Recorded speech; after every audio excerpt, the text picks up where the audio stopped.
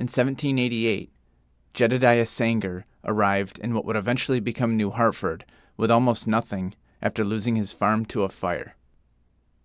It was the beginning of Sanger's Town, a place destined to have a mall. But we call it New Hartford, and there's a lot more to this place than retail. It's a town within Oneida County in the great state of New York, complete with a village of the same name. The hamlets of Washington Mills and Chadwicks are a part of it, and other neighborhoods like Willowvale and Middle Settlement. From farmland to shopping centers, the town has always been able to adapt, yet in some ways still remain the same. And in this video, I'm going to try and sum it all up.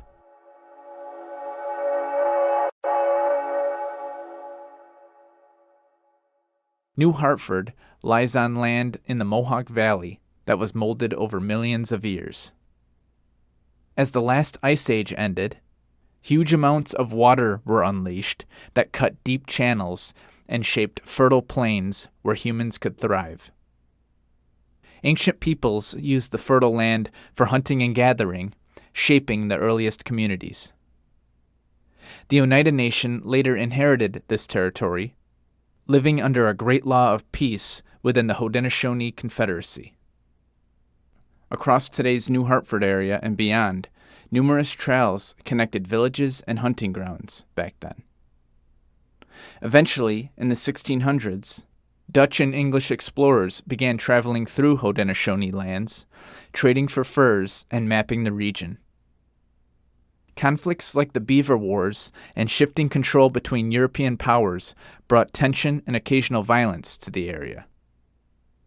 In 1770, the British Crown formally issued the Coke's Patent, granting a large tract in what would later become Oneida County. The territory included land that eventually formed towns such as New Hartford, Kirkland, Westmoreland, and Paris. The Revolutionary War brought instability to the valley, and after the conflict, many Haudenosaunee communities faced displacement and relocated westward. In 1788, a determined pioneer from New Hampshire, named Jedediah Sanger, moved to the Mohawk Valley, drawn by its fertile land, steady water, and a chance to rebuild his life. Purchasing 1,000 acres from the Coke's Patent, Sanger began investing in the land. He soon sold part of his property to Joseph Higbee, helping expand things beyond the original homestead. By 1790, Sanger had constructed both a grist mill and a sawmill on the Sequoia Creek that runs through the area, and people started coming. As part of Whitestown, the settlement gained a mail route to Canajoharie, and a woolen factory arose in Checkerville, later known as Washington Mills. With the growing community, religious gatherings began in Sanger's barn before a Presbyterian church was constructed in 1793. At the same time, Sanger helped start the first newspaper west of Albany, soon giving settlers a reliable source of local news. He also invested in the Seneca Turnpike toll road and helped ensure it would pass directly through the settlement.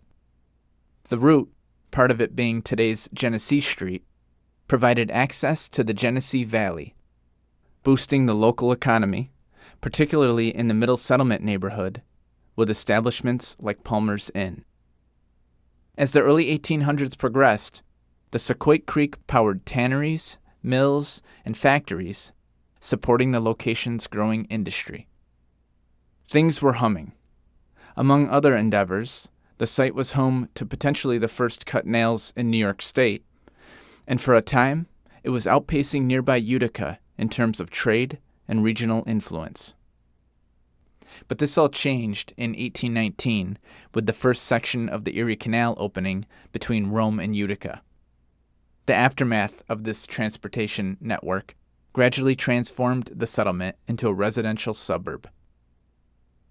As it evolved, by 1827, the community officially separated from Whitestown, becoming the town of New Hartford.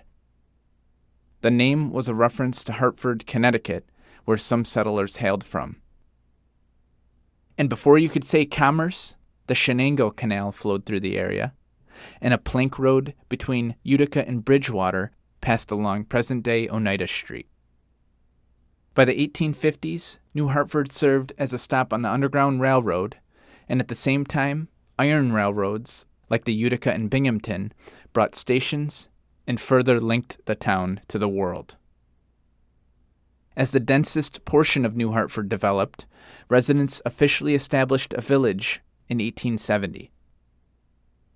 By the late 1800s, Willowvale's mills and Chadwick's factories thrived, as well as top-quality dairy farms. Formal schooling was established with the Union Free School, and Butler Hall, gifted in 1890, hosted plays, meetings, and other events. In the 20th century, trolley service improved travel, a volunteer fire station opened, and the New Point School served grades 1 to 12.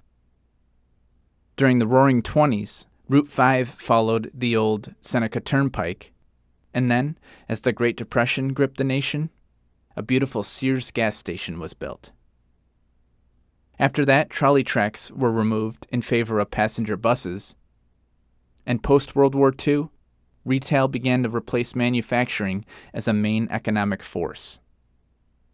Then you have the Ladies' Auxiliary of the fire department, and before long, the town would see St. Luke's Memorial Hospital and a new shopping center.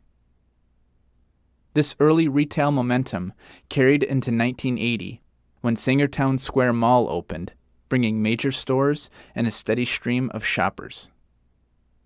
Through the 90s and into the 21st century, the town continued to flourish, blending retail growth with residential development. And that about brings us to right now. Today, New Hartford honors its history while embracing modern life. Rushing waters that powered early industry still flow through town, and people still travel on the same routes that they have been for centuries. And even though, while growing up, Sangertown Square was the most important thing to me about New Hartford, I see now that there's a lot more to this place than just a mall. Have a good one.